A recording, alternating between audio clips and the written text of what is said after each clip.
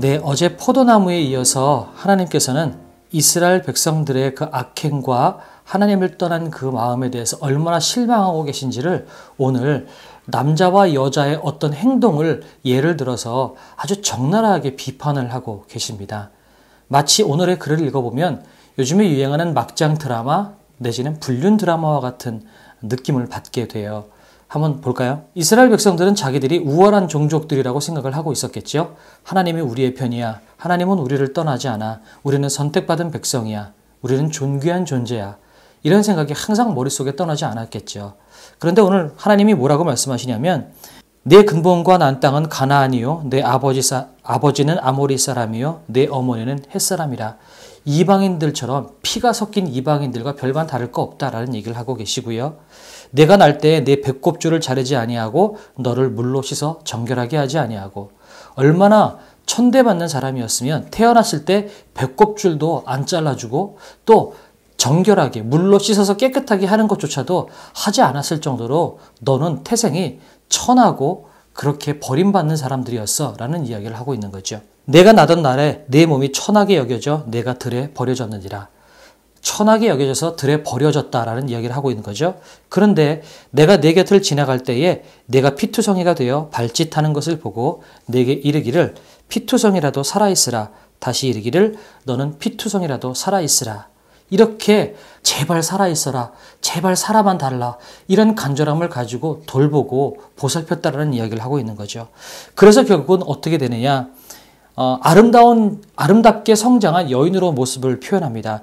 내가 크게 자라고 심히 아름다우며 유방이 뚜렷하고 내 머리털이 자랐으나 그만큼 아름다운 여인으로 성숙을 한 거예요. 거기에 대해서 하나님께서는 아름다운 옷을 입히고 잘 치장을 해서요.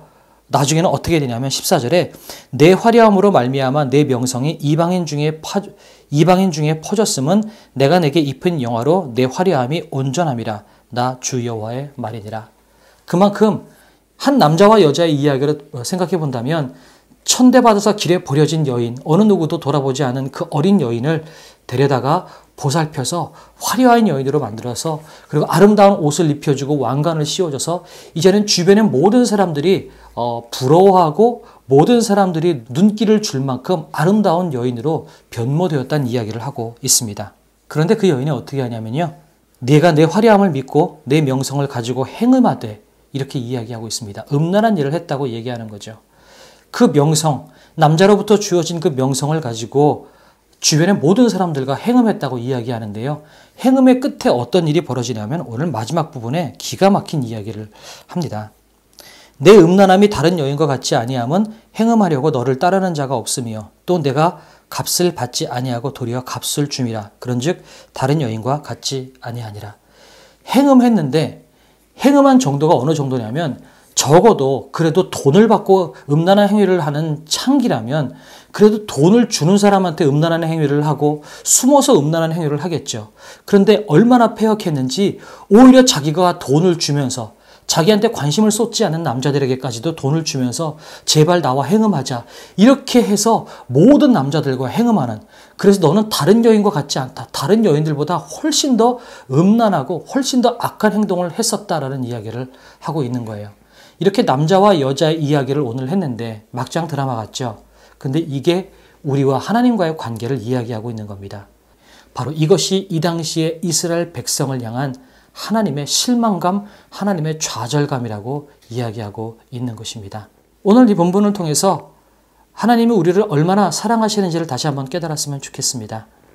그리고 우리의 행동 가운데에도 혹시 이런 이스라엘과 같지는 않지만 혹시 우리도 음행하고 하나님의 마음을 실망하게 하는 것들이 있지는 않는지 한번 돌이켜보면 좋겠습니다.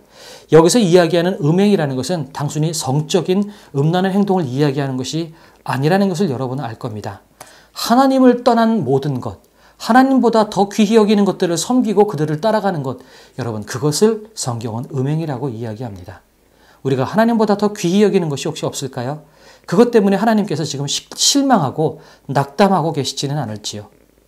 우리 그 부분 생각하면서 하나님, 내가 정결하게 살고 하나님을 최고로, 하나님을 가장 사랑하는 사람이 될 수 있도록 도와주십시오.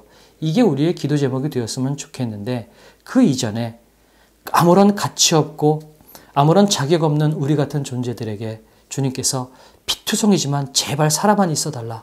살아만 있어달라. 이렇게 간절한 마음으로 간구하시면서 그렇게 우리를 보살피셨던 하나님의 그 사랑, 그 하나님의 사랑, 신랑의 신부를 향해서 퍼붓는 그 사랑처럼 우리를 향해서 그 퍼붓는 그 하나님의 사랑을 우리가 다시 한번 묵상하며 오늘 하루를 보냈으면 좋겠습니다. 우리 그 남자의 사랑, 하나님의 그 사랑을 기억하면서 찬양하고 기도하도록 하겠습니다.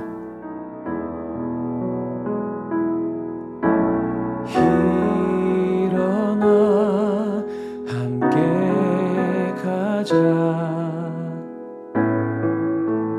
아름다운 동산에 우리 함께 들어가. 사랑 노래하리. 일어나 함께 가자. 사랑의 그 동산에 우리 함께 거닐며 기쁨을 나누리.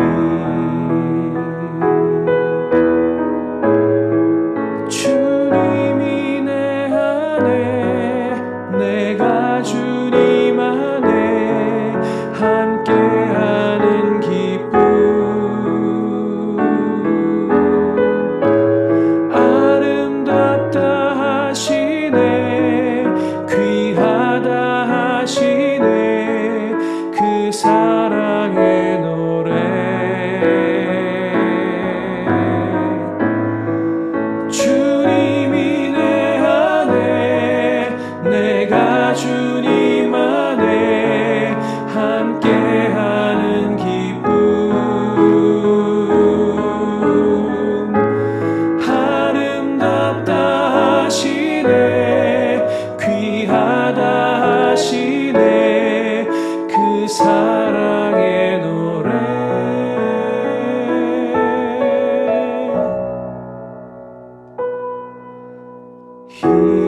일어나 함께 가리.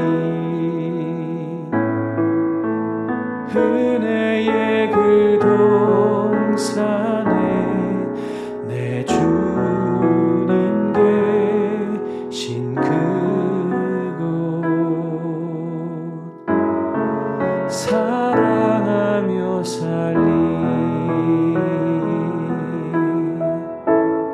어느 누구도 돌보지 않는 보잘것없는 어린 아이에게 제발 살아만 있어달라, 피투성이라도 살아만 있어달라고 그렇게 간절하게 보살피며 사랑을 부어주셔서 결국은 모든 사람들에게 영광받고 그 명성을 드러내는 사람으로 만들어 놓으셨던 그 하나님의 마음처럼 항상 연약하고 쓰러지고 보잘것없는 우리도 끊임없이 사랑하시고 같이 가자고 말씀하시는 그 하나님의 위대하신 사랑을 오늘 다시 한번 묵상합니다.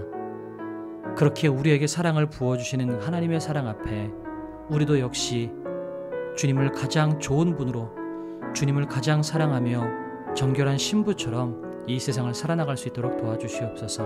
하나님이 아니면 우리도 역시 보잘것없는 존재라는, 우리도 역시 보잘것없는 존재였다는 사실을 우리가 언제나 잊지 않게 하시고 늘상 겸손한 마음을 갖고 살게 하나님 도와주시며, 또한 매일의 일상 가운데에서 하나님보다 더 높이려고 하고 하나님보다 더 사랑하려고 하는 그 모든 것들을 내어놓고 정결하게 살아가는 그런 신부처럼 우리의 일상이 그렇게 될 수 있도록 도와주시옵소서. 오늘도 그렇게 우리 가운데 도전하시고 말씀하시는 그 주님을 찬양합니다. 감사드리며 예수님의 이름으로 기도드렸습니다. 아멘.